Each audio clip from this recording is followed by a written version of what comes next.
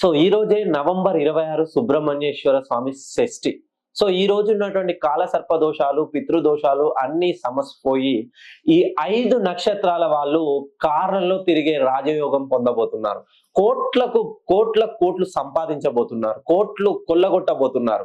So ఎవరైతే చిత్తా, స్వాతి నక్షత్రానికి చెందినవారు, అలాగే ఆరుద్ర, పునర్వసు నక్షత్రానికి చెందినవారు, శ్రవణ నక్షత్రంలో జన్మించిన వారు, ఈ 5 నక్షత్రాల వారు, స్వాతి నక్షత్రం, చిత్తా నక్షత్రం, ఆరుద్ర నక్షత్రం, పునర్వసు, శ్రవణ నక్షత్రంలో ఇవి దేవతలకు సంబంధించినటువంటి నక్షత్రాలు.